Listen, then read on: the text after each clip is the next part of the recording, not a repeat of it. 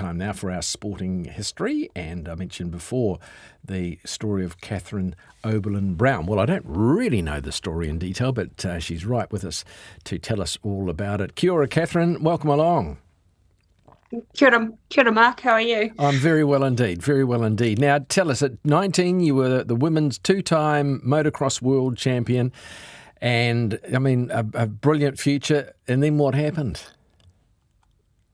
Yeah, I guess I had a training accident that sort of ended with me fracturing my spine in three places, and having a surgery, lucky to basically be walking off the back of that.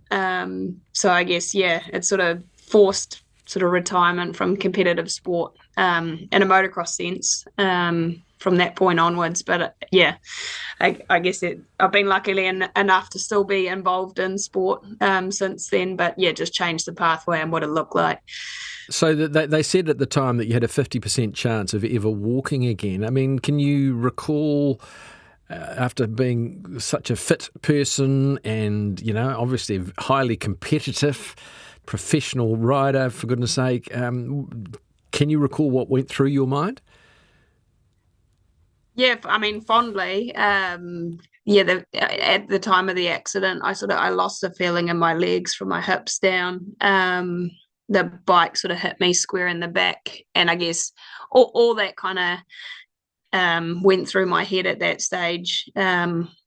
Was I had a coach who actually had unfortunately been in a motorcycle accident and was in a wheelchair, and my own father had a bad accident. So all I remember thinking was that wasn't the life for me, rightly or wrongly. But yeah, I guess, you just have to take what you get, and I was fortunate enough to be on the good side of that. Did your fitness? Did you think your fitness, the fact that you had been working at such a high level, performance level, did that help, do you think? Yeah, I mean, I think in terms of motocross, you definitely have to carry a certain amount of muscle bulk as protection, not too dissimilar from rugby, and other contact sports where you do need protection when you hit the ground, because inevitably it's part of the sport. So I think absolutely that would have played some role. But at the same time, it just is a sport where you have to accept that at some point you're going to get injured, and at the speeds that you travel, that it often isn't a great outcome, but it's just part and parcel. Can you give us a look at what motocross really is for those who perhaps get a bit confused about the various different motorsports and bike sports, I suppose. What makes motocross different? Yeah, absolutely. So, I mean, the way I would explain motocross is if you're familiar with BMX in terms of racing around a track, motocross is not too dissimilar in terms of the tracks contain jumps and corners and various obstacles, and you race around them for a sort of 25 to 30 minute period, and obviously the dirt within them gets rough as the day kind of progresses. So that's where the physicality of the sport sort of kicks in. But yes, essentially it's an outdoor track of about 2 minutes in duration, that you race around. And you must, obviously, when you're practicing and when you're young particularly, the occasions where you come off, I mean, that's just par for the course. You just got to get used to that and hopefully land safely. Yeah. From that, I mean, absolutely, it is about that. I think there is a smart approach to the sport in terms of the preparation that you can do. So my parents were big believers in always having all, you have the safety equipment and you use the safety equipment in terms of, neck braces and knee braces and helmets and all the kit you can put on. But then on top of that, you make sure that your bike's well maintained, so you're not going to have a mechanical failure that leads to an accident. And then layering on top of that the kind of physical preparation. So even at a young age, we weren't in the gym benching weights or anything, but we were doing, press ups and going for runs and all those sorts of things, because you you do need to have a level of fitness that enables you to make good decisions when you're riding and think quickly, and sort of respond to the track in front of you. So, yeah, I think there's certainly things you can do to lessen your risk in the sport. Does every track have a certain, I mean, are they similar in the fact that there's certain things like ramps and jumps and things that you've got to do? Is there a sort of a standardised version for a competitive course? I mean, they're all highly different, highly variable in terms of what they actually look like. That they're the same in the sense that they all have a start line and a finish line, and they're all roughly 2 minutes. But the layout of them is generally dependent on what the natural sort of environment sort of allows them to kind of build. And then for World Championship races, obviously they come in and they use diggers and whatnot to kind of sculpt they used to sculpt things like a wave section, which is essentially just a series of bumps, make the jumps a bit bigger, all those sorts of things. But essentially you always know what you need to be prepared for jumps and corners and the likes. But the main thing is always that changes the type of track. So you can have a hard track or a really deep, sandy, soft track. And that's probably the bit that you have to be most prepared for. Now, your story with the motorbiking and motocross started when you moved here from South Africa. And I understand was your dad thought it might be a good way for you to assimilate? Yeah. My dad loves motorbikes. Sounds like your dad wanted something to do on a Sunday afternoon that he was interested in as well. Yeah, absolutely. He always wanted a motorcycle as a kid, and he was the eldest of four, so they couldn't afford it. But I guess moving from South Africa to New Zealand, you don't know anyone at the other end of the world, and he saw it as an opportune way to, one, get to ride bikes, and then two, do a family activity that would enable us to kind of meet other like-minded people. So that was kind of the introduction, yeah. And were you devoted right from the start? Or were you convinced that this was the right idea? To be honest, no. I think so we got into trail riding first, which is essentially, riding in the forest for fun. Around tracks, but there isn't really a competitive element to it. So, my brother and my dad were they were all in at that stage, and my mum and I sort of got dragged along. And it wasn't until, my brother started racing competitively that I started to take a sort of genuine interest in the sport, at which point my dad didn't really think I was serious because I had been sort of lackluster in my desire to want to ride. It definitely, it wasn't sort of the first sight. It was definitely the competitive exposure to racing that really sort of ignited my fire. So when did you realise that perhaps you were a lot better than probably your big brother and the rest of the family, that you had some sort of real talent here? Did it come soon? Yeah, to be fair, my brother was probably one of the main drivers for how I sort of ended up where I did. He was actually younger than me, and he was sort of my biggest, training partner, if you like. Always just that little bit faster, actually. And I was always trying to sort of hunt him down, and anytime I'd get close, he'd suddenly get better. And so I think that was a real strength in terms of just that daily, training together environment. But I guess it was sort of around the age of, 13, 14, I started to do well as a junior, competing against the boys in New Zealand, and achieved some top 10 finishes within the junior ranks, which was quite unheard of at that time. So the boys, it wasn't segregated in the sense by gender, the boys and girls were racing together. That's great, isn't it? Oh, I mean, it was awesome, and it was kind of all you knew, back then. I think there was about two or three, juniors, females that would ride. And so you'd race in a kind of junior women's class once a year, but your kind of every weekend racing was with the boys. And so, for pretty much all of my career in New Zealand, I raced, with the boys as a junior, and then with the men. And was there in our one championship for men and women, or was it segregated in that sense by gender? Was there a women's championship and a men's? Yeah, I mean, I guess the men's one probably the men's one you could be a man or a female, so it was just the national motocross championship. Right. But Okay. I guess it was a segregated female one at the same Time. time, and I just used to do both. But the majority of my training and racing was with the men. Mm. And did you win those ones? So yeah, I definitely won the women's ones, Yep. usually by quite a margin. But yeah, I mean the men's, I guess that was where a lot of my focus went, and yeah, wanting to be competitive amongst our best males in the 250 class was, a key focus of mine. And if I knew that if I was, Yes. ranked high amongst the men, then you'd do well against the females. Because it's one sport, I suppose, whereby the motorbike you would think would sort of negate the physical differences between genders, between men and women.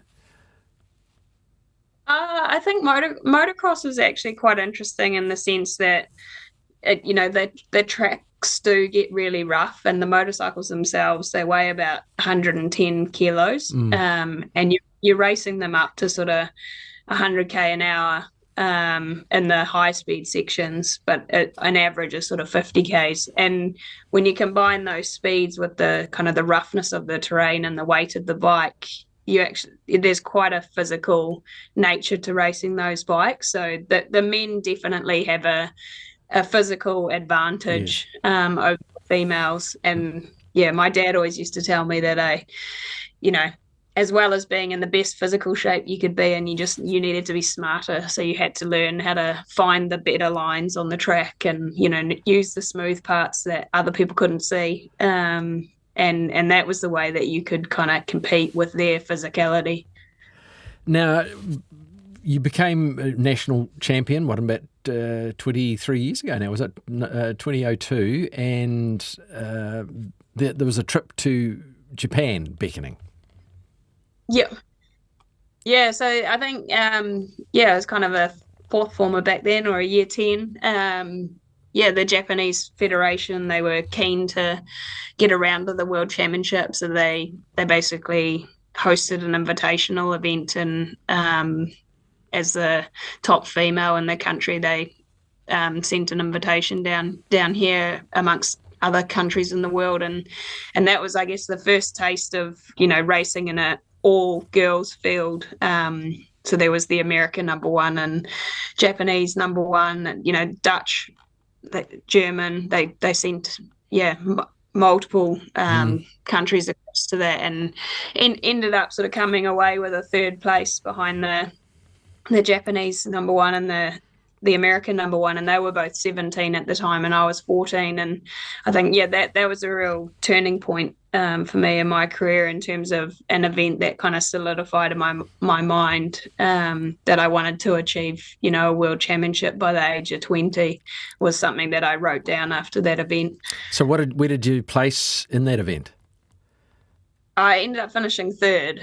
So it was the American number one first, and then the Japanese number one, and then myself. Whoa. So that showed something, doesn't it? This is your debut international event, and you finished third. Amazing. Thanks. Yeah, it was. I mean, it was definitely a surprise when you've, only come from racing the boys at home, and the odd girls event. Yeah, you have no idea what's out there in the big world, and until you kind of get thrown into it. So yeah, I mean, it was a pretty special event, and something that always sort of stuck in my memory. Did you pick up any sponsorship from that point on, or was that the point where you said, okay, I'm going to try this as a career?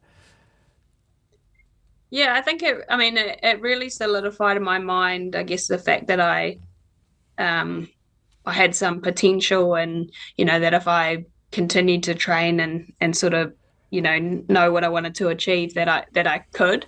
I wouldn't say it sort of brought any masses of dollars. I mean, I got good recognition from Kawasaki and some local sponsors that I had. But I think it definitely sort of put the wheels in motion in terms of knowing that I, wanted to go over to the Australian sort of senior Yep. championship and test the waters there and kind of see where I sat, and just kind of, I guess, gave you that fire in the belly that you wanted to go after some bigger things. But if you're number one, you were up against and you were competing well with the likes of the number one US rider and the number one Japanese rider, you would think that there's there could be a good career in that. Is there good money to be made? I mean, can you live off, through motocross? I think potentially, I mean, women's sport, right? It is, in a lot of sports, it's really difficult. And I think, motorcycling or motocross in particular, whilst it has come a long way and you can get a contract, it's coming from the bottom of the world and having to kind of relocate yourself to Europe to be competitive across a sort of 7-month season. I think it's still a challenge, even for the girls racing today to kind of make a real genuine career out of it. You certainly need to obtain a number of sponsors and have a plan B lined up. Something else going on in your life. So it's not to the same extent of the men in terms of the career earning potential. This is RNZ National. I'm Mark Leishman for Jesse Mulligan and our sporting history with former motocross rider Katherine Oberlin-Brown. So what was the next phase? When did you start winning the big events? Because 2005, the Motocross World Championship for women was launched. Yeah, absolutely. So I was sort of in my final year of high school and got the opportunity to go over to the first ever women's world champs. I had been competing a number of times in Australia, and of course in our New Zealand senior, just men and women championship. So kind of went over to that event, knowing that amongst the men I was reasonably fast, but hadn't ever sort of lined up against the world's best, and sort of everything went really well at that event in terms of having a team that gave me a good bike, and my dad came over and a mechanic from New Zealand, and ended up coming away with a silver. So I guess that was a pretty exciting way to kind of start. That is amazing. That's incredible. And I mean, by comparison, can I imagine your team? You had your dad, presumably coaching, advising, etc. The mechanic, the bike, and you. And I imagine the other teams would have had a cluster of people around to make them go faster. Yeah, I mean, I was actually really fortunate in that whilst we brought our own mechanic, I was able to kind of pit out of a team that had really nice facilities in terms of having a big truck and 2 other male riders that they had on the circuit, and I was just really lucky. I look at that opportunity now and think, wow, that was pretty amazing that they sort of did that for somebody that they didn't really know. But I think that was just fortunate. Kawasaki had some really good connections and they were willing to take a punt. So thankfully I wasn't out the back of a van for that particular one. Yeah. Now certainly that's the way. The following year, you were into another season and things are getting better and better. Yeah, so I ended up I guess I knew the standard now, and came home to New Zealand and kind of knew what I needed to do to lift the notch one, and also, was aware of the other girls that were close to the podium. I don't think I changed anything radically. I was already sort of committed to training really hard off the bike, and had a coach helping me out, and I guess went over there and ended up sort of winning a gold. Yes. Went over there and sort of won a gold just like that. I just trip that into the conversation. You were a world champion, for goodness sake. Fantastic. Yeah, I mean, it was actually, to be fair, it wasn't all sort of plain sailing. We'd kind of decided to tackle the world in that first year, and we we were racing the World Championship and in parallel also racing the American Championship, which is sort of equally as strong. And I had been leading both. And at the second round of the American Championship, which was sort of halfway through the season, a lapped rider crossed underneath me on a jump when I was already airborne, and I broke my hand. Oh. And I had to have surgery in my hand in California, and then flew home to New Zealand with my hand in a cast for 3 weeks. Kept training, but obviously couldn't race my bike. And then I remember the cast came off.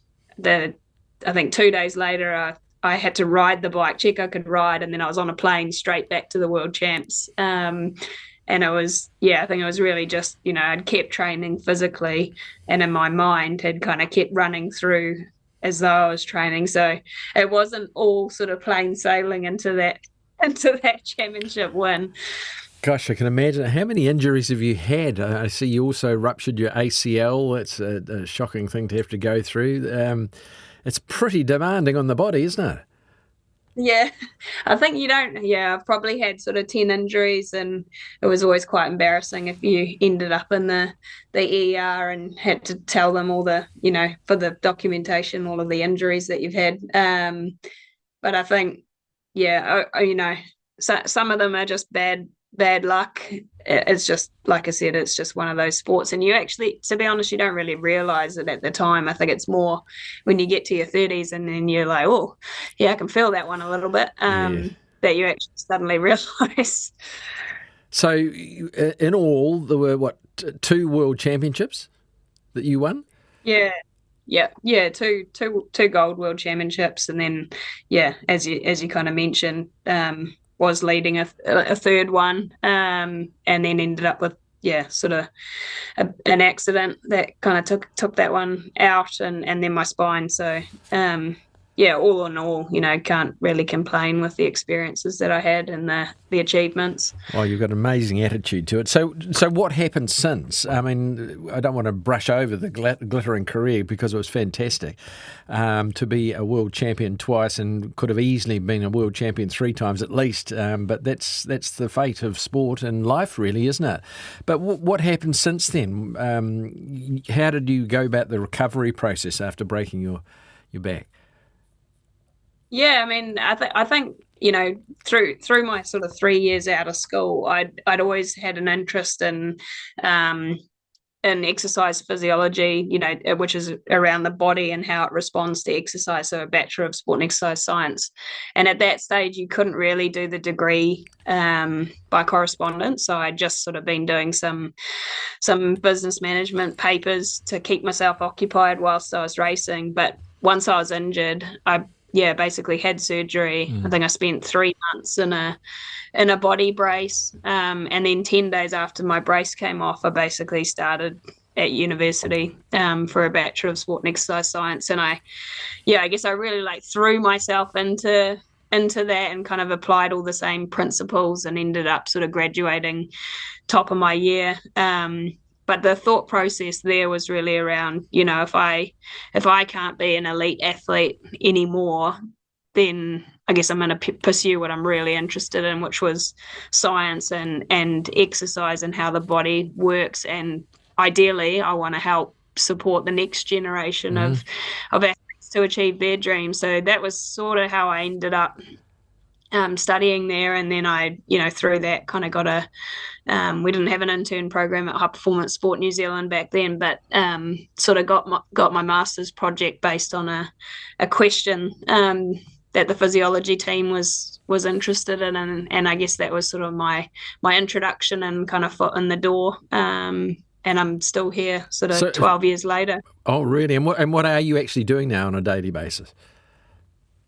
Yeah, so I spent 9 years in a physiology role, working with our Olympic sports across sort of rowing, black sticks, women's hockey, and then led the Beijing winter sports project into the last Olympics, and then went to sort of Com Games in the last sort of 3 years. I've transitioned into the sort of partnerships aspect of our business into a performance team leader role. So my role now is generalist specialist, I guess you could say, which is, working with our invested sports to really understand, what their high performance plans and strategies are, who their Olympic campaigns are, what they need to be successful, kind of what the most important elements are, making sure that they sort of have a pathway for future success, and then really trying to, I guess, enable them to have the support that they require to achieve those outcomes. So,